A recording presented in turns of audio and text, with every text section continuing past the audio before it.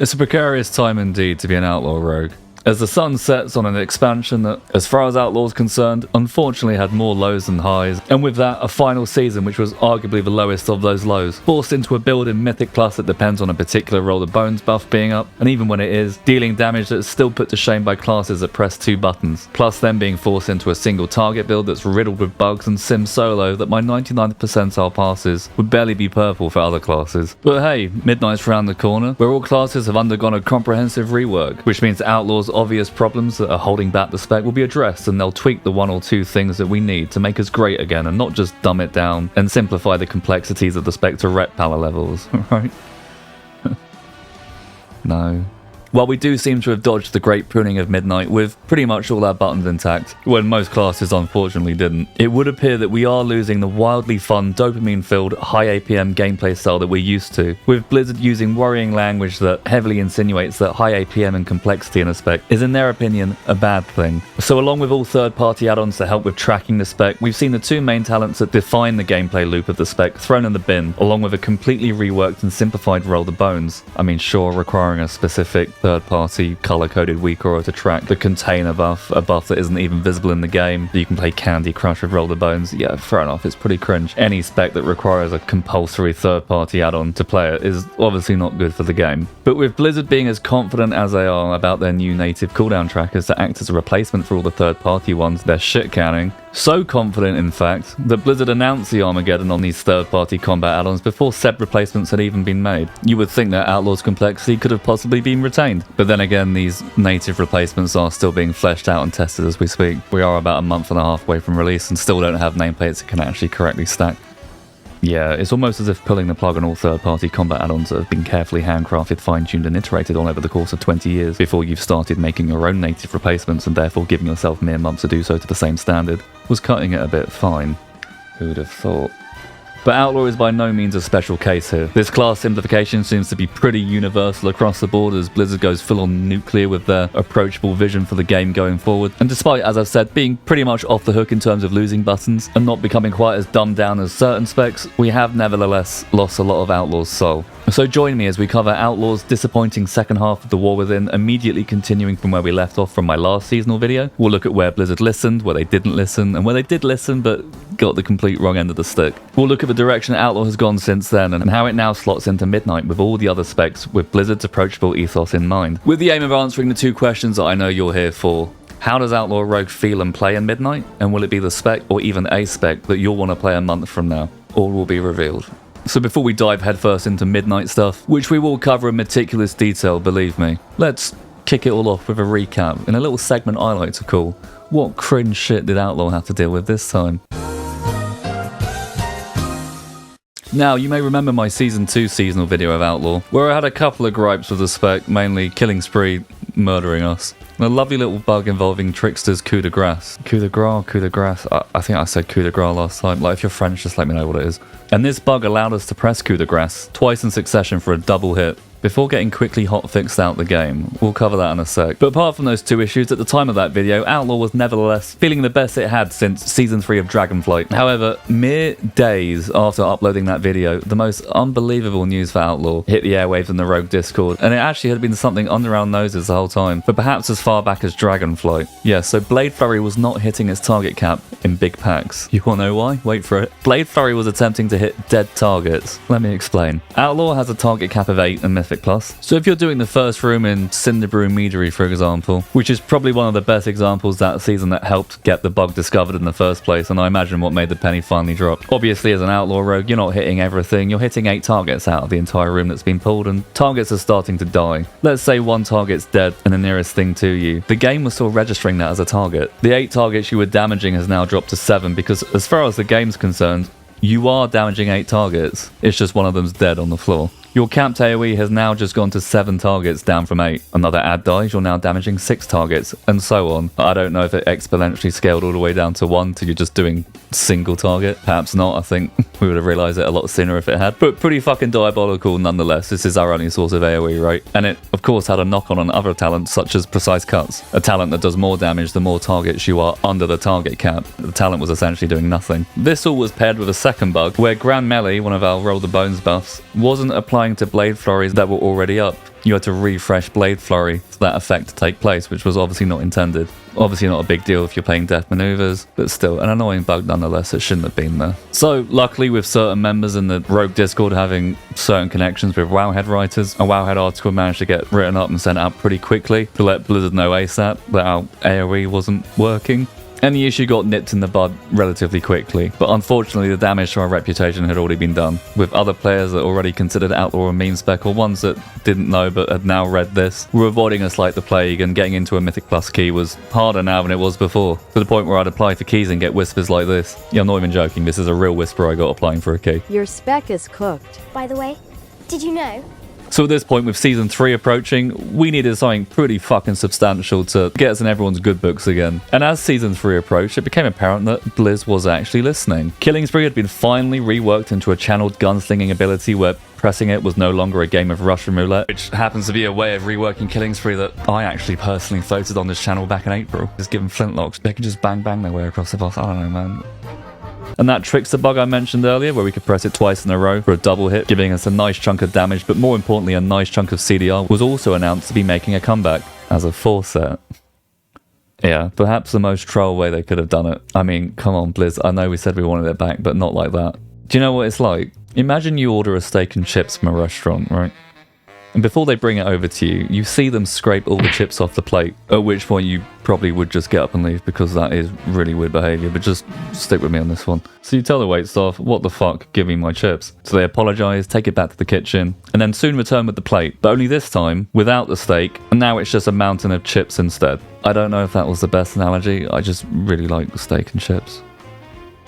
But my point being, if you goal math it, we technically don't have a 4-set this season, because this is just a bug that existed alongside our extremely well-tuned Season 2 4-set. As nice as this bug was, and was enough for me to structure a whole video around it, I wouldn't have traded it for the 4-set at the time in a million years. This bug was just not 4-set material. Which then brings us into the topic of Season 3 as one of the main reasons for why it felt pants. And I'm not going to go massively in depth about this season. I was going to, but we are literally 2 weeks away from Prepatch, and as a result, the midnight rework, so it would seem a bit redundant to go in full depth about every single problem it has. I mean, there is a rather long clip from my stream that I turned into a TikTok, which articulates pretty much every thought I have on Outlaw Season 3 and what's wrong with it, so go check that out if you want an in-depth take on it. So we'll just do a brief-ish summary of it. So because we lost Undermine's brilliant 4-set, which led you to rolling 5 buffs pretty much all the time, Hidden Opportunity shift back to its suboptimal spot, and you had to play Keep It Rolling again if you wanted to be optimal. Specifically the one Fan the Hammer build, which cuts Fan the Hammer in half, and in turn cuts your combo point generation in half, and opportunity stacks too. Now unfortunately this spec just happened to sim the best because Ghostly Strike and that 15% buff that came with it just was too good to not take. This was a somewhat experimental build, which although saw a bit of play in Season 2, was largely avoided by a lot of people, even when we had the amazing Undermine 4-set, and people thought it was clunky then. Like I said, we got the coup de grace bug back as a 4-set, and despite everyone wanting that to see a return, this was not enough to carry the cooldown reduction required from the spec. So what you did find from the lack of combo point generation from having to go one Fan the Hammer was that whenever Broadside wasn't up, you were practically fighting tooth and nail to get any combo points whatsoever, going into Crackshot windows that were predestined to do nothing, getting 1 or 2 between the eyes out if you were lucky, and as a result, getting out minimal cooldown reduction because you're getting 1 finisher out in the time that you should have got out 3, which just made the spec fall apart, desyncing you out of the ADR gameplay loop, dropping you in this ditch doing tank damage until Count the Odds finally decided to proc. In AoE settings, you could kind of get around this by guaranteeing a full combo point between the eyes with Blade Flurry because you're talented into death maneuvers, funnily enough turning us somewhat into a funnel spec because of how unreliable our combo point generation was this season. But in single target setting or in raid setting, like Soul Hunters for example, where you're not even supposed to be taking death maneuvers, you were pretty much fucked. So playing Trickster this season for me was a perfect representation of something I've noticed for a while, that Outlaw only seems to perform and flow well when there's a 4-set that significantly improves Roll the Bones. I think the fix was pretty easy. I think all you had to do was just buff Count the Odds. Not so much that it makes Keep It Rolling redundant and turns us into a Hidden Opportunity enjoyers, but enough to not send you straight into the bunker because one particular buff isn't up. But hey, we got a rework of Roll the Bones instead, so who cares? And we'll get to that in a bit. Rotationally, the flow of Fatebound has felt fine, and the ADR loop was largely easy to keep this season. Its 4-set didn't help Roll the Bones, but instead went all the way back to the root, solving the cooldown reduction problem at its core by just bringing back ADR itself, which is what it's all about at the end of the day. As the Apostles once said, all roads lead to Adrenaline Rush. The problems here were just the number tuning and bugs. I was hacking, slashing and shooting just fine with good ADR uptime on single target encounters this season. It's just the reward didn't match the effort. As you can see here, I got several 99 passes on these encounters, but if you look at my guildies, such as a Fury Warrior here and a Frost DK here, doing pretty much the same DPS as I am, this would have been a purple pass for them. So combined with that, throw in a bug that actually made it a DPS loss if you flipped heads instead of tails with each finisher, we were pretty much one of the lowest, if not the lowest simming single target spec in the game. Our one strength this season being what it usually is, being good at consistent cleave and council fights. Soul Hunters was pretty much one of the only raid encounters this season where you'd actually opt to bring an Outlaw Rogue. But with Trickster doing no DPS in single target and okayish damage in AoE, and even worse than that if Broadside wasn't up. With Fatebound on the other hand doing no damage in AoE and okayish damage in single target, neither hero spec excelled in any shape or form. And as some classes run their final victory laps as the war within comes to a close, Outlaw on the other hand has already left the pitch out of shame and is alone in a catatonic state in the locker room, sat down fully clothed in the shower. Enhancements in the cubicle opposite. So looking back at that season 2 video I made where I had all those complaints, man, I don't think I fucking knew how good I had it at that point. I'm pretty sure Matthew McConaughey might have been actually behind my wall at the time, just banging on it, being like, shut the fuck up, stop. I'm now going to take the opportunity to perhaps highlight some things that have plagued the spec for perhaps too long now, which are now slightly accentuated by this hot fix. Yeah, you really don't know what you have till it's gone.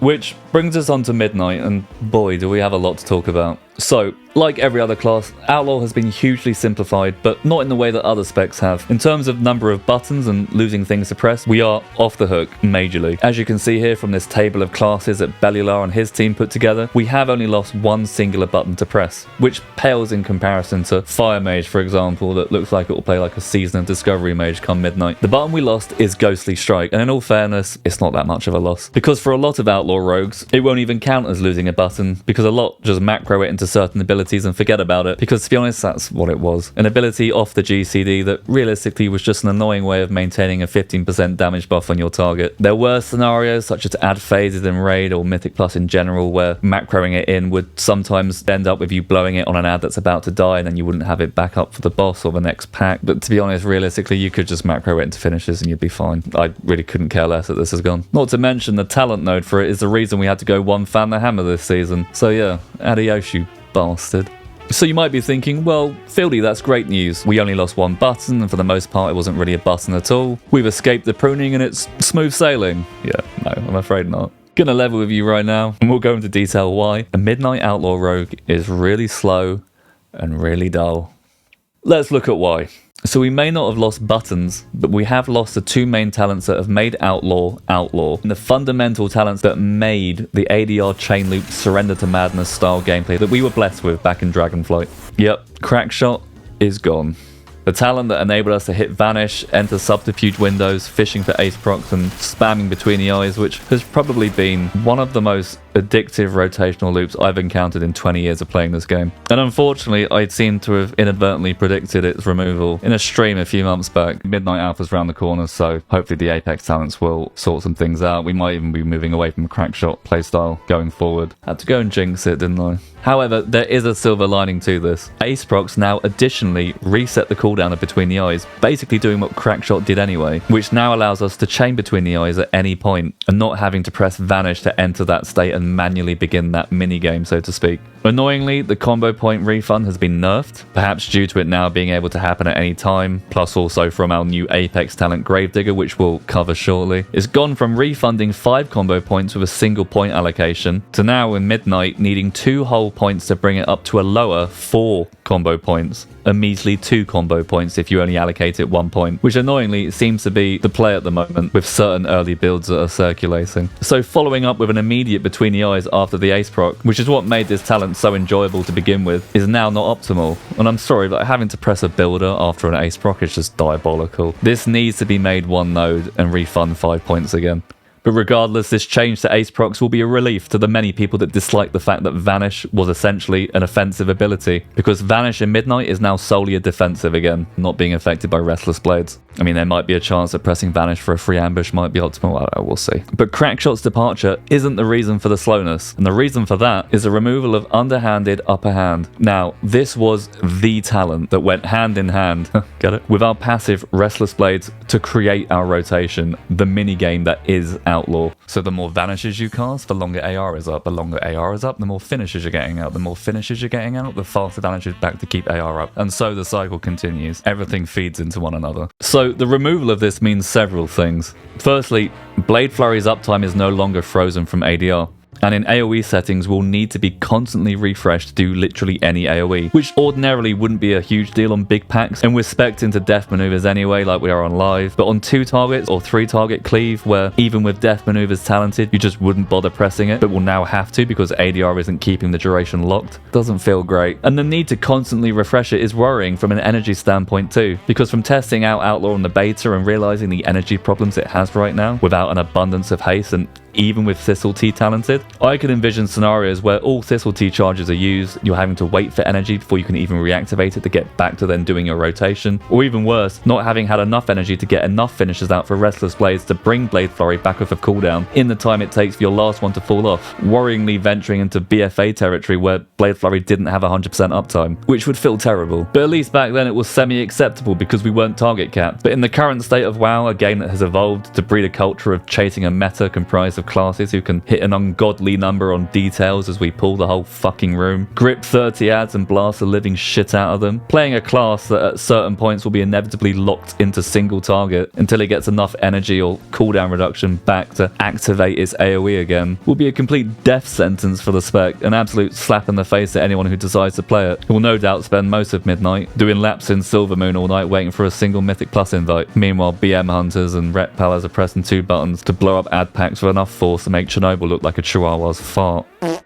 We'll see how this plays out and how problematic energy regen is once we gear up and hit a haste tax, but it's a valid concern nonetheless, and I hope Blizzard, with the self-awareness I assume they have of the meta culture in their game and the requirements from specs that even go toe-to-toe with other specs amidst that meta, takes this into consideration, because 100% uptime on the ability to do AoE is pretty much a bare fucking minimum here in this current iteration of WoW. The most glaring issue that Underhanded Upper Hands removal brings, which you've probably already figured out, is the inability to prevent ADR from ticking down in stealth. So this is the big one, and this is my main qualm with the rework. So while this means no need to stealth from pack to pack, it unfortunately means a complete departure from Outlaw's core gameplay loop that we've had since Dragonflight. It is now impossible to keep an unbroken chain of ADRs from the cooldown reduction you're even able to get out, which on live was the sign that you were playing the spec correctly, and as explained was the spec's one main rotational task. It was ultimately the result of all boxes being checked for correct play, and it really is a shame because it was an extremely rewarding, addictive gameplay style that really set it aside from other specs. I mean, since they got rid of Surrender to Madness for Shadow Priest, there hasn't really been another spec that's had this whack-a-mole, mash your buttons for your life style of gameplay.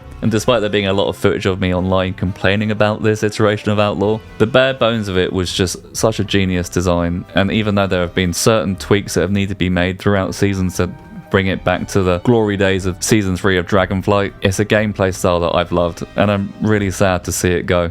And we'll be putting my case forward later in the video as to why it shouldn't go. But it's probably too late for that anyway, but you know, you can't blame a guy for trying. However, despite the removal of this gameplay style, Blizzard does seem to have somewhat realized how essential Underhanded Upper Hand was for the spec, and therefore given us this brand new talent here, Deadly Pursuit, which obviously clearly has ADR uptime in mind, which from what I can tell, just basically halves the time it takes for cooldowns to naturally tick down back off of cooldown outside of combat, which is, you know, nice, like any cooldown reduction, like I'm going to take it, right? But 5 seconds of it? I mean, like, what the fuck's 5 seconds going to do? I mean, going from being able to indefinitely hold it permanently during stealth to this, like, don't take away my chocolate, replace it with shit, and then try and tell me it's chocolate. If Blizzard is introducing this talent, they know that ADR uptime is a problem. But now we've got the 2 biggest blows to the spec out the way, let's go over the other changes. Roll the Bones has been completely reworked and simplified. So, rather than rolling any combination of 6 unique buffs, you now roll into a stage from 1 to 4, with every stage also giving you the benefits of the stages that precede it. The first stage, One of a Kind, grants you a 20% increase to gain opportunity. Stage 2, Double Trouble, grants you increased combo point generation plus the benefits of Stage 1. Stage 3, Triple Threat, grants you a 30% increase to Restless Blade's effect, so more CDR, plus the benefits of Stage 1 and 2. And then finally, Stage 4, Jackpot, grants a 10% increased critical strike chance, plus the benefits of Stage 1, 2, and 3. And then on top of that, being spec'd into Dragonbone Dice, which we undoubtedly will be, this increases all of the values to these values. Now, I'm not too upset by this change. I think this one's fine. Yes, Roll the Bones was iconic, and the variance of having 6 unique buffs was interesting and engaging, but like I've mentioned tons of times before, introduced a lot of issues with the flow of the spec. Like I mentioned earlier, Broadside not being up this season with the one fan the hammer build completely sends a rotation headfirst into a ditch. The RNG nature of Roll the Bones without a full set helping you out with it just leads to too many situations of energy starvation, ADR downtime, and the like.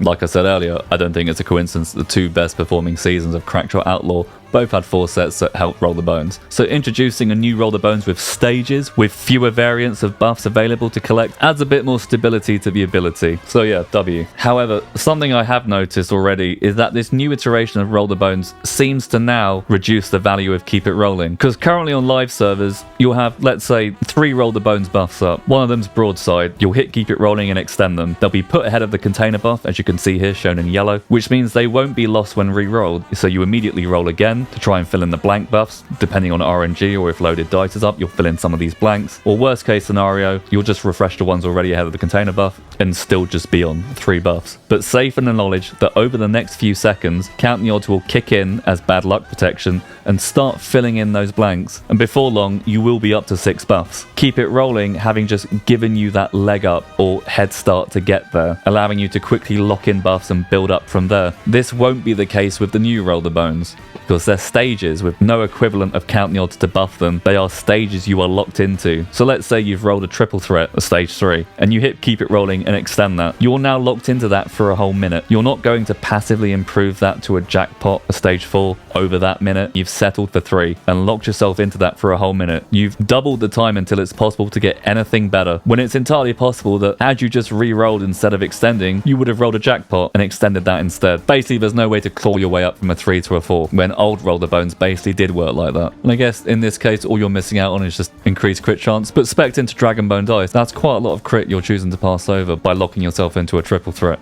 I mean, I don't know if it will end up emerging from sims further down the line that you wouldn't bother extending unless you rolled a Jackpot, but I find that really unlikely because from what I can see on the beta, there'd be times where you wouldn't be pressing Keep It Rolling until halfway through a dungeon, and the buff that you get from Triple Threat, which is the CDR, which we need desperately now more than ever, seems to be the best of the bunch. So I'm confident that it will be a case of Keep It Rolling 3 and above. But either way, Keep It Rolling is now undeniably a lot less of a lucrative and desirable capstone than it's historically been, because it's no longer acting as a leg up to full buffs with the help of the container and Count the Odds, and merely a way of just settling for a chosen stage. But on a separate note, as I wrote this part of the script describing the container buff and what it did, I did have to think for a sec, would this make any sense to someone who's a newcomer to the spec who doesn't know what I'm talking about? The fact that that was even crossing my mind is probably testament to how Roll the Bones maybe needed a rework. I mean, throw in roll rules, the container, if I hadn't already made that clear, was a hidden buff that wasn't actually visible in the game, which you needed a third-party weaker to even track. I get it, and like I said, I think a native Blizzard replacement for this third-party color-coded weaker would have been nice, but let's be honest, they're not going to make a unique tracker on the UI just for one spec. This rework makes sense. It had to be a bar, and that's what we got, so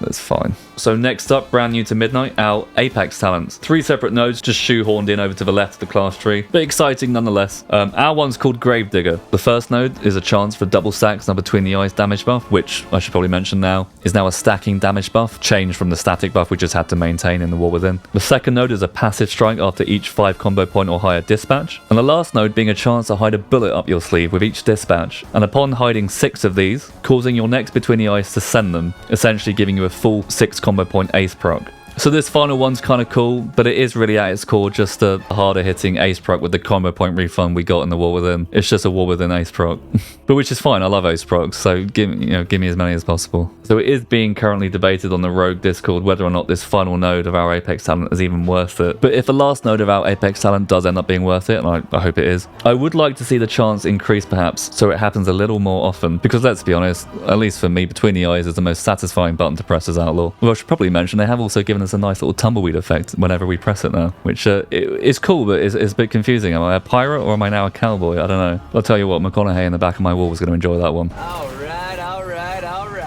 Or what would be even better, rather than combining 6 bullets into one Ace Proc, split those bullets out, with each bullet giving us an Ace Proc. Now, 6 might be a bit too much to do in one go. Maybe split them into 2s. 2, 4, 6, done. That means we'll get some semblance of a Crackshot window back, albeit rigged with guaranteed aces. The people who hated the fact Vanish activated Crackshot are happy because no stealth's involved, and those chain of Ace Procs will give us more cooldown reduction from Restless Blades, which is one step in the right direction to giving us the near 100% ADR uptime, which I know Blizzard isn't going to give us, but I've got a whole spiel for it later, just trust me.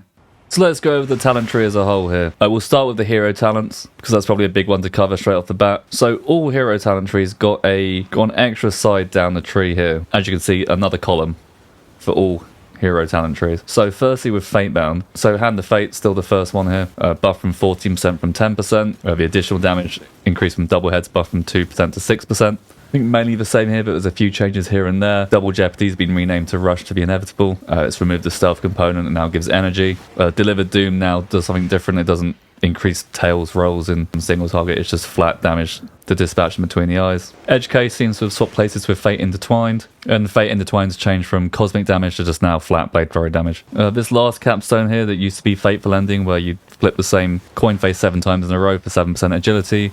Now called Lucky Coin, and now gives 4% agility, but after any 7 coin flips. Doesn't have to be the same face anymore, with the bonuses of Fatebound coins being increased by 50% and 15% increased chance for the same flip as the last flip. So these are the brand new talents here that we haven't seen before. So Sometimes Lucky, critical strike chance increased by 3%, Control Chaos after flipping a Fatebound coin that ends a streak of 4 or more, flip another that matches the same face, and Ravenhold Mint, flipping heads increases damage by an additional 4%, damage dealt by flipping tails increased by 15%. So just general passive stuff. For Trickster, so Unseen Blade is the same here, being procced by Sinister Strike and Ambush. However, because of this brand new talent here, Clever Combatant, Pistol Shot now also triggers Unseen Blade, so W change there. Just going to be more coup de grâces, more CDR, so that's a good change. I'm pretty sure most of everything here is generally the same. From testing on the beta, it looks like this 1 hour Trickster for trade, which took ages to actually work in War Within, it seemed to be bugged again on the Midnight beta, so I don't know if we're going to go back to that now not working again. Coup de grace, still exactly the same. Obviously won't be pressing it twice anymore because that full set's now gone. But the new talents are Hoodwink, so just an increased 3% damage to phase targets. Flashing Steel, Unseen Blade now may occur once every 15 seconds, has 25% chance to strike twice. So again, it's just going to be more coup de graces. And obviously the one I mentioned earlier where Pistol Shot also contributes towards Unseen Blades. I do believe Nimble Flurry has now got a 10% buff. I think that was 20% on live, it's now 30%. Buffs and nerfs here and there aren't going to really mean much comparing it to live, because obviously the numbers are going to have to be tuned here and there to compensate for how different the spec is. Don't take too much from how different the values are. In terms of which one's doing better, I do believe at the moment Fatebound has the edge in terms of raw damage. However, that said, be wary if you are testing it on the Midnight beta, because there is currently a bug, I believe linked to Fatebound's Lucky Coin, where your auto attack damage, which is a big chunk of your damage, will slowly scale down the longer you're logged in, which is it's always Fatebound, right? But so it does make it if you're not constantly logging in and out during dungeons, it does make it a bit hard to test which one's doing better. But regardless, assuming that this is a bug and the new skill expression isn't going to be how fast you can log in and out, I think Fatebound will be slightly ahead on live, but we'll see. Trickster also feels a bit clunkier anyway. There's more energy issues, like energy regen seems to be a bit better with Fatebound because you've got talents like Rush of the Inevitable giving you kind of energy here. So energy regen definitely does feel better with Fatebound. Then again, I guess you can pull energy with Killing Spree when you go Trickster, but Killing Spree does seem to be tuned quite low right now, which you're obviously forced into if you play Trickster, so maybe a contributing factor to why Trickster's not doing as well. Maybe if Killing Spree gets a buff, we'll see Trickster edge ahead. Too early to tell, we'll see. So let's go over the regular talents. So straight off the bat, Adrenaline Rush, our bread and butter. So for the keen-eyed of you, you'll realise it's actually been nerfed by 5 seconds, and this pissed me off, to be honest, because not only has the ADR gameplay loop been completely gutted and removed from the game, they've gone a step further by nerfing it from 20 seconds to 15 seconds. Why? I don't know. Like, even if we had the 20 seconds that we have on live here, it still feels terrible because ADR doesn't come back in time. You still need Underhanded Upper Hand. That gameplay's done. So to go like a step further and just arbitrarily nerf it again by 5 seconds, it's just, I don't know, it feels like it kicking us while we're down. It's just, I don't know why you would do that when You've clearly exhibited that you know ADR uptime is essential by giving us this brand new talent here, Deadly Pursuit, which I mentioned earlier, to help Restless Blades bring stuff back out of combat, predominantly ADR. So why bother nerfing it from 20 seconds to 15 seconds? It's already terrible as 20 seconds if we don't have Underhanded Upper Hand. This was just overkill. Really weird decision. You can extend it by 3 seconds by taking this optional node here, which we'll get to in a bit. But again, even with this talent node, that brings it up to 18 seconds, which is still 2 seconds lower than it is on live. Really weird decision. I don't know why you would try and make it worse than it needs to be when you've already removed that gameplay style by taking out Underhanded Upper Hand. Very strange decision. But we'll come back to Adrenaline Rush. Before we go further down this tree, I am just going to cover the important talents at the end of this class tree. I'm not going to go too in-depth about these. There are some changes here, but not really kind of anything major. You've got a few new ones. Just going to kind of focus more on the pathing towards the final capstones. Something to mention straight off the bat, it's probably no longer worth taking superchargers. So superchargers now been changed. It used to be tied to roll the bones. It was supercharged 2 combo points if you put both talent points in. So it was worth taking from season 2 onwards because you were rolling the bones, well, at least in season 2 you were rolling the bones constantly. This had a lot of value. You were supercharging points all the time. So supercharger now gets supercharged by Adrenaline Rush rather than roll the bones, which obviously has now severely reduced its viability as something you'd path into. Like even on live where you're pressing ADR pretty often, it'd still be a massive nerf compared to how often you'd press it with roll the bones. But here on Midnight, when you're pressing ADR once in a blue moon, yeah, this seems like absolute garbage to me. I don't think we'll be taking this, which is maybe just as well because you do need to commit to quite a long path to get to these final capstones. And with energy the way it is right now, you're almost certainly going to need to go down this pathway to get into Vigor, and then definitely into T. And obviously going all the way down here into Deeper Strat is essential, and you would need the haste from Alacrity as well. This talent just seems to be a passive rework of Cold Blood. Seems to be the alternative to going into Supercharger and down this path, although I believe this talent is currently bugged and maybe like works once and then stops working. But provided this gets fixed, which I assume it will, and works properly, I assume this will be better than, well, a lot better than Supercharger. So and obviously lethality is going to be nice because I believe crit's going to be overtaking our best stat from Verse, which we'll cover in a bit. So yes, maybe for the best that Supercharger isn't great. So I believe as things stand, these are the 3 paths you'll be taking on the class tree. Obviously, we don't take Seething Darkness anymore because literally no point. Like, we're not banishing for Crackshot windows anymore. So, pointless. We obviously we don't need Subterfusion. We certainly don't need 2 charges of Vanish. I imagine for PvP, this probably would be a path you'd take. I couldn't imagine not having 2 Vanishes for PvP. Obviously, Subterfuge for stun locks is going to be, yeah. So, I imagine PvP you would go down here. But for PvE, these 3 here, as it stands, as far as I'm aware. So for the Spec Tree, so Blade Rush has like moved up here. It's now kind of in between all these ones here. This is now an essential pick, at least for Season 1 of Midnight, because it's tied to our tier set, as you can see here. So definitely an essential pick for Season 1 at the very least. I mean, it has a nice new animation, as you can see here. It still has the charge component to it as well. And it also becomes just an extra button to press as well, which is nice. Because despite being on live, we didn't really talent into it. And if you think about it, if you're one of those people that macroed Ghostly Strike in War Within to finishes, technically you've gained a button going into Midnight. So yeah, happy with that. Our AoE talents are kind of down this side again. Precise Cuts has gone, but we seem to have Grand Melee, which was one of our old Roll the Bones buffs, now seems to be taken Precise Cuts place. So Zero In as a new talent. Our auto attack critical strikes increase the damage and critical strike chance of our necks between the eyes by 3%, stack up to 20 times. Like, I'm not sure how good this talent is. I don't think people are taking it right now. I mean, it seems a little counterintuitive in the sense that it kind of incentivizes getting stacked before you send your between the eyes, but then if you don't send your between the eyes, you'll let your stacking damage buffs from it drop. I don't know how good this is going to be, but at least for single target, I assume you'd have to take it because you're going to have to pass into Fan the Hammer, and for single target, there'd be no point taking Grand Melee. You wouldn't even be going down this side of a tree for single target because you don't need anything AoE related. So I imagine you'd have to go this way. You'd have to go through Zero In to get to Fan the Hammer, which is obviously essential. But yeah, a new talent there.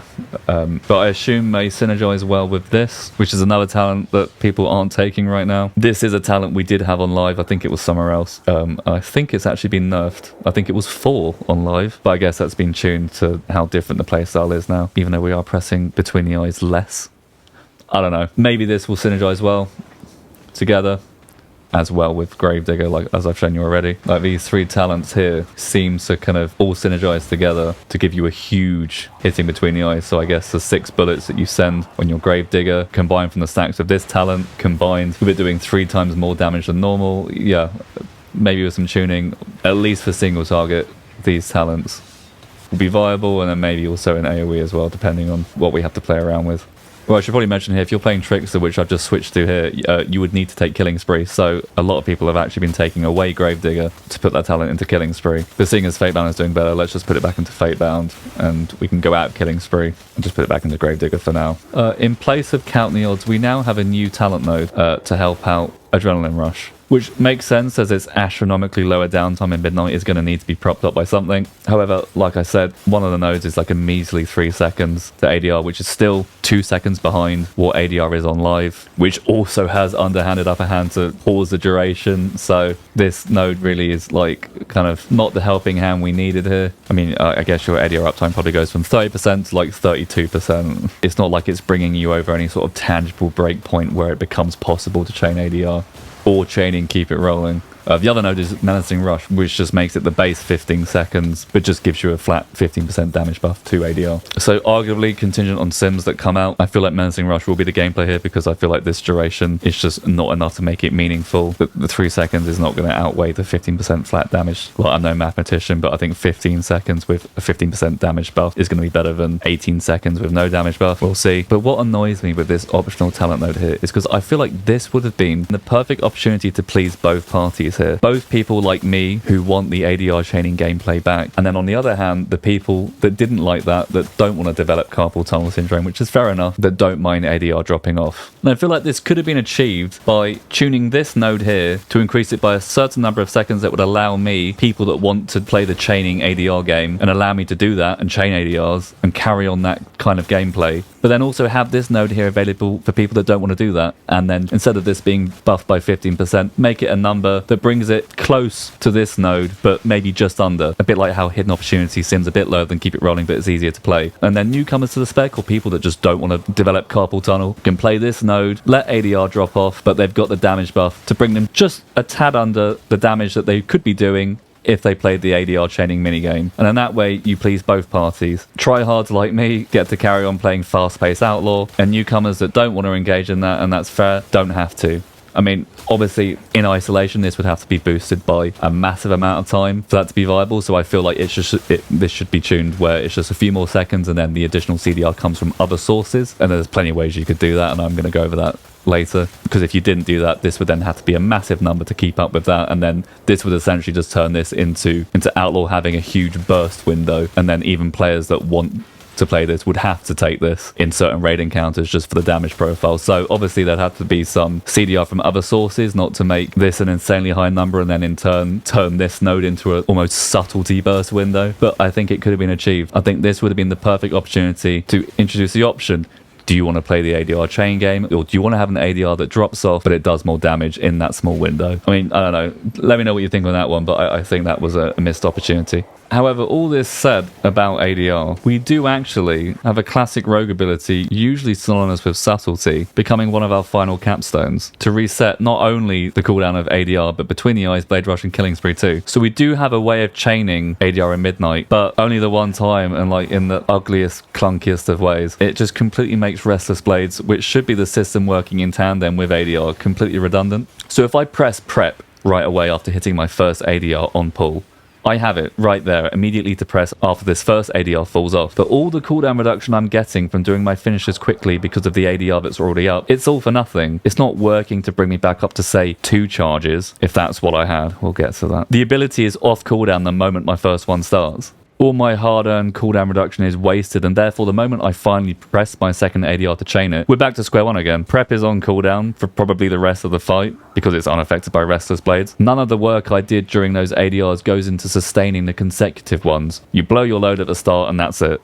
Even if I wait until my first ADR is down and then press prep, the result is pretty much the same, except I see the hard-earned cooldown reduction I've achieved over those 15 to 18 seconds just get completely wiped away anyway, as prep just completely resets the ability regardless. Like, you could argue that the play would be getting the most out of your CDR and not pressing prep at all during your first ADR, letting your first ADR drop, clawing away for the cooldown reduction to bring the second half of ADR back organically, then pressing your second ADR, and then prepping. But you're still now just in the exact same scenario you were on pull. Like, there's no nice way to use this talent, combined with the fact that because it also resets abilities like Killing Spree, if you are playing Trickster and therefore locked into Killing Spree, it incentivizes pressing Killing Spree, prepping, and then Killing Spree again, which is like the one move that feels bad not to press, but also terrible to press during ADR, because despite the initial cooldown reduction of it, makes you wait an age for the bar to fill up until you can start doing finishes again for the cooldown reduction that you desperately need in these crucial seconds. So again, this seems to be a case of Blizzard listening, but fixing it in the complete wrong way, because something Outlaw Rogues have been asking for quite a while now is just a second charge of ADR. Now, this was something people wanted in live, where we could pause ADR duration with Underhanded Upper Hand and keep 90% ADR uptime to mitigate bad rolls and moving out mechanics. But in a game now where we can't and our uptime is marginal, the spec needs it more than ever, because having a flat second charge of ADR instead of prep would allow you to ADR and pull, know that you've got a second charge to blow the moment your first runs out, but also the comfort in that you know all the cooldown reduction you're accumulating from mashing your buttons during this first ADR is in real time starting to bring back your second charge for later. Your hard work isn't going down the drain. Plus, time is just ticking down naturally anyway for its regular cooldown, like regardless of Restless Blades. And no, you're not going to bring back a whole charge of ADR by the time the first one ends. Like, we wouldn't be having this conversation otherwise. But by the time you're about to hit your second charge of ADR, you have 1.5 charges, and then on your third ADR you've got 1. You are inevitably going to get to the point late into an encounter where you do no longer have any ADR available. Like a bit like how Subtlety Rogues late into an encounter would find they've got no Shadow Dance charges, and perhaps some better cooldown reduction from other sources would still be needed. But straight off the bat, I feel like this would be a major step in the right direction, and I don't even need the other cooldowns. I couldn't give a fuck about refreshing the cooldown of Between the Eyes, Blade Flurry, Blade Rush, Killing Spree. Like that, they all come back so quickly, apart from Killing Spree, because I probably wouldn't be playing it if I'm playing Fatebound. Just take this node right here, get rid of it, and change it to a second charge of ADR. That's all you need to do. Like, honestly, I think that would be the quickest, easiest way straight off the bat to make Outlaw and Midnight feel miles better and retain that engaging style of gameplay. You've already removed the cognitive load of Outlaw by removing the convoluted iteration of Roll the Bones. You've removed the need to vanish into Crackshot windows. Like, that's all gone. You've done your job. Just give us the ADR uptime back. I mean, there's obviously a lot that could be improved on with this tree, but this would be a brilliant first step. We've got a talent here, Fast Action. This is a new capstone. I don't think this is going to be worth taking. It doesn't seem that groundbreaking. I mean, reducing it by 5 seconds on an already 45-second cooldown, I mean, it might be helpful, but for a final capstone, it seems a little lackluster. And in terms of hidden opportunity, I have tried out some builds that go hidden opportunity, but largely it is kind of hard to spec into hidden opportunity without losing kind of essential, especially for AoE,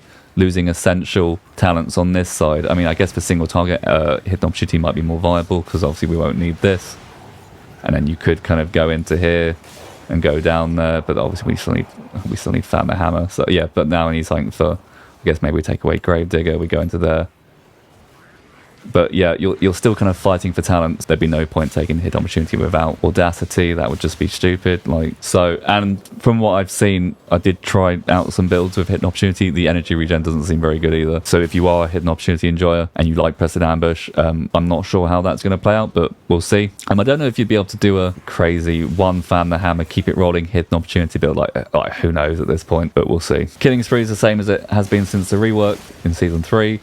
And keep it rolling obviously still does the same thing, but as I mentioned earlier, seems to have a bit less value because of how Roll the Bones now works. Probably worth mentioning as well, it seems like the play might be to take both loaded dice and sleight of hand. I know on live it was kind of a case of you really kind of took one or the other, with Season 2 kind of going here because of the 4 set, and then kind of the Season 3 switching back to this. But because of how Roll the Bones works now, and it seems like most of our cooldown reduction is tied to getting a triple threat or higher, I'm kind of going with both of these. I need as much help with Roll the Bones as I can get. I need to be getting as many triple threats as I can. I need that cooldown reduction. So, I mean, I feel like loaded dice would be essential. If you wanted to keep Gravedigger as Trickster, you could maybe take this out, so you can put that point into Killing Spree while keeping 2 nodes in Fan the Hammer. 1 point in this, which seems to be recommended. Yeah, it's all very Feelycraft right now. For Mythic Plus right now, this is kind of the build I'm running right now to test things. For single target, I would just kind of whack Grand Melee into 0 in. Would get rid of Dancing Steel,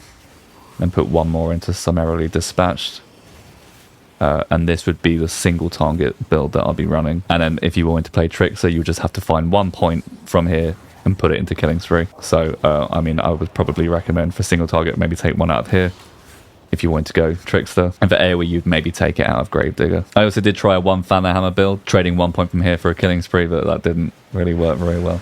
But it's all Fiddlycraft, have fun with it. So how does Outlaw feel as a whole? Well, to sum it up, it's definitely Outlaw, just without its soul. A watered down shell of what it currently is on live. The gameplay loop that we have on live is somewhat retained, where you're reacting to procs, trying to bring back finishes ASAP via Restless Blades, but without Underhanded Upper Hand and Crackshot, putting us in this weird position where it's not quite the flat no cooldown spec we have on live, but also not quite a cooldown spec either. It's kind of a weird position to put us. I feel like, you know, if you wanted to completely rework from the ground up and remove Crackshot, that's fine. And if you wanted to turn it to a full cooldown spec, that would be interesting. But they haven't really done that. They've just kept the nuts and bolts of the war within style of gameplay, but then just taken out the fundamental parts that made that playstyle interesting. The rotation suddenly feels aimless, like you've lost your purpose for why you're pressing the buttons at all, because you no longer have goals to aim for. On live, you're primarily tracking your ADR uptime, aiming for as close to 100% as possible, and if you're checking all the boxes for correct play, you'll achieve that uptime. You're constantly working, mashing buttons for the next ADR, finding the balance between holding vanish for your Crackshot windows to save them for ads and amp phases, but at the same time not waiting so long that ADR drops off from not vanishing, while all the while maintaining roll the bones, extending the buffs with keep it rolling, and then racing against the clock to try and get keep it rolling back off of cooldown again to re-extend the 6 buffs you've just extended. You're continuously aiming for the next milestone and getting that dopamine hit each time for doing so. Whereas with Midnight, yes, you're trying to bring things back with Restless Blades as quick as you can, but because you know there is absolutely nothing you can do to bring ADR back or keep it rolling back before the current ones expire, the skill expression here is gone. The incentive to press your buttons as much as you can, but at the same time with as much strategy as you can, is no longer there, with no goals or rotational milestones to aim for because you know they're now not achievable. Any sense of purpose in your button pressing or urgency in doing so is removed. You just chug along pressing your buttons and you resign yourself to the fact that things will just drop off whenever they do and come back whenever they do, and that's all there is to it. Whatever happens, happens. It's not within your control. Combined with the fact that auto attack damage is one of your biggest sources of damage right now, which is concerning. Obviously Blade Flurry is going to be top for AoE, but in a single target setting, if we weren't playing Blade Rush this season, auto attack would literally be my highest damaging ability here.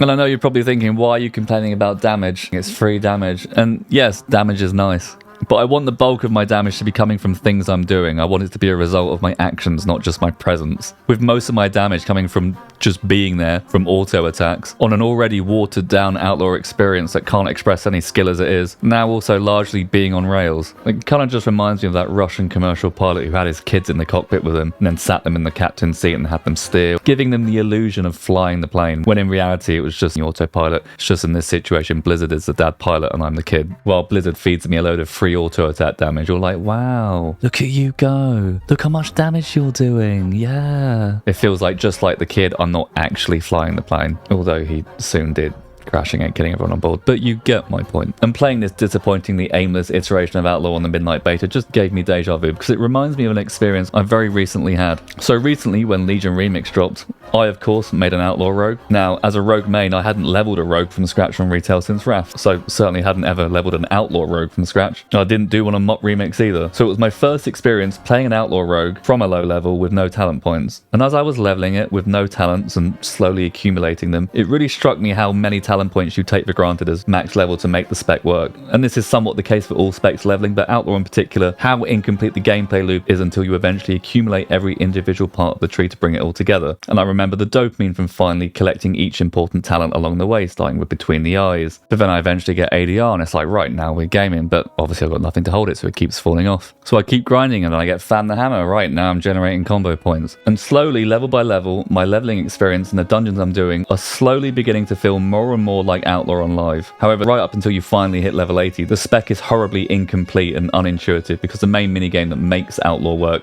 hasn't been unlocked yet. It's an incomplete spec. And this is how Midnight Outlaw Rogue feels. Testing out Outlaw on the Midnight beta in dungeons and on dummies feels scarily similar to the experience I've just had leveling a brand new Outlaw Rogue on Lemix. The core of the spec is there, but it just feels like it's missing those one or two important talents to bring it all together, which is worrying because this kind of experience is fine and to be expected on a character that's being leveled, but when it feels like this on a max level character, this is a problem. It shouldn't be suddenly feeling like this midway midway through the World Cell Saga. I mean, it would be bad enough to be going just into a regular new expansion feeling weaker, but Metzen's just rallied us all for the World Cell Saga. I mean, I was going to play anyway, but you know, I've just conquered the first installment of this saga, swashbuckling my way through high-octane key mashing across 3 raids, 3 mythic dungeon pools, and 3 delve nemesis, ready to blast my way into the explosive sequel in this next chapter of the story like I'm Mecha Suit Edward fucking John Wick Kenway on amphetamines. But instead, I'm just a shell of my former self, begrudgingly making my way into this next chapter like I'm trudging through the rain to Costcutter on a weeknight for a scratch card and a baby bell. Like, imagine if the Lord of the Rings trilogy had done this. Like, think about it. It's 2001, you go and watch Fellowship in cinemas for the first time, in pure awe at how Legolas single-handedly sends marksmanship hunters straight up to S tier meta status. You leave the cinema blown the fuck away because you've never seen such exquisite bow work, impatient to see what crazy archery he'll pull out of his arse in the second installment. The day finally comes, the Two Towers comes out, you rush to the cinema, only to find that Legolas's skill expression has been completely dumbed down and his bow wizardry has been nerfed into that of a fat little cherub. You'd fucking riot. But of course, this didn't happen. Peter Jackson knew exactly what we wanted, and in the Two Towers, Legolas's skill expression shot through the roof, if anything, with a hero talent that gave Barrage a skateboarding component, the ability to mount in combat, and a pretty substantial buff to aim shots max range. I am aware that the whole Lord of the Rings trilogy was filmed in one go, it's just this analogy wouldn't have worked otherwise, so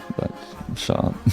But this is the same feeling that I was expecting from the second installment of the World Cell Saga. A continuation of the high-stakes combat I've been used to, so for purely narrative reasons, it feels bad. And this goes for a lot of other specs too. I'm very aware that Outlaw is not the only victim here. And the simplification of some specs like Fire Mage and Sub Rogue have been such an overcorrection that my Nan could probably play them. But what's happened here is we've been put into this weird position where we're not quite the dead flat non-cooldown feedback loop spec that we are in the War Within, but we're not quite a cooldown spec either, because the cooldown we have, despite now dropping off, doesn't quite pack the punch that a conventional cooldown would, and still kind of has some mechanics in place to bring that cooldown back, but not quite. It's like this weird state of limbo because Blizzard can't seem to decide which one we are. Either let us keep the ability to keep ADR going and keep Roll the Bones going, or make ADR hit like wings on Paladin, right? Make it a conventional cooldown or don't. Because right now ADR is feeling a little bit like a shit version of Fire Mage's Combustion, where like you'll pop it, it will drop off, and you're trying to claw it back through cooldown reduction from abilities. But it's always worked for Fire Mage because during Combustion you hit like a truck. If you don't hit like a truck with ADR, it's just a constant buff you're maintaining, which you now can't. Overall, I think the simplification that they wanted to achieve in Midnight has been done already. You've reworked Roll the Bones and made it into an easy 4 simple stages of buffs, and therefore removed the need for third-party add-ons. You've removed the need to vanish into Crackshot windows. Like, the simplification you wanted from the spec, you just had to stop there. Rotational Warriors aside, our survivability, which has historically been very good from stacking a metric ton of versatility, has taken a hit too. It would seem that we stack haste as usual to a cap and then crit now instead of versatility. I mean, this won't be 100% certain until we get sims, but from how talents seem to interact, it does seem likely we are going to be crit enjoyers going forward. Don't quote me on that though. But if that is true, that means a lot less versatility for general tankiness. And on top of this, we lose a lot of self-healing from, you know, no more Soothing Darkness. It's still in the game, but Vanish's cooldown reduction is no longer tied to Restless Blades, and as a result, not tied to our offensive DPS, so never really would take Soothing Darkness in PvE. So I reckon we'll feel this pretty hard, because on live, when you're just vanishing every 20 seconds or so, you sometimes forget how much passive healing you're getting from this talent. And being somewhat related to our survivability, Grappling Hook, unfortunately, now isn't as fast as it is on live servers. It's now the regular speed. You've got to move out of those mechanics quicker now. But despite all this doom and gloom, let's try and find some positives with the spec, because there are some. For Trickster, Unseen Blade now being triggered by both Sinister Strike and Pistol Shot, thanks to one of the additional new Fate-bound talents. I like this. This is good. I mean, you could argue, if you wanted to be really wanky, it removes more skill expression, because now you don't need to decide whether to press Sinister Strike over Pistol Shot based on whether or not you can get an Unseen Blade stack or not. Let's be real, I'm not going to moan about this one. Quicker Unseen Blades means quicker coup de grâces, which means more cooldown reduction, which we are trying to claw back as much of as we can right now. So this is a W change. Crackshot or Ace gameplay now being weaved into regular non-subterfuge combat. This is cool. Knowing that an Ace chain could happen at any time despite removing the agency you had in the War Within for a sort of burst window, it's interesting nonetheless. I would, like I said, just like to see Ace become one node talent and refund just as many combo points as it did in the War Within. It's just too many talents to invest, and in the event one talent into Ace is the way to go. Having to follow up with a builder after an Ace Proc just defeats the whole point of the dopamine you're trying to give us from Ace Procs. So, sorry, I know I just turned a positive to a negative there. There are some more positives. What else is good? Blade Rush's new animation. We like this. This is cool. The tumbleweed with between the eyes. Yeah, I guess we're cowboys now, not pirates. Yeah, very cool. Oh, and we can transmog daggers into swords now. Yeah, that's about it for positive. Yeah, I can't really think of anything else. So yeah, Outlaw unfortunately goes out of the War Within with a whimper after a rocky performance all expansion. Despite the potential of Crackshot and Underhanded Upper Hand's phenomenal rotational design being there, just being held back by number tuning and one or two factors each season disrupting the flow, at times coming close but never fully making it back in time to the glory days of Dragonflight Season 3, with Midnight and its approachable gameplay well and truly bringing an engaging chapter of Outlaw's tenure to a close, one so frustratingly close to perfection. And despite it seemingly more and more unlikely as March 2nd approaches, I am hoping for some last minute clutch decisions by the devs, even if it is an optional talent node, to bring back our beloved ADR minigame and salvage what part of Outlaw's soul that we can. And before I go, here are some ways in which I'll do that. I'm just going to list them because I've been yapping for about an hour now and I'm starting to get a bit of a sore throat.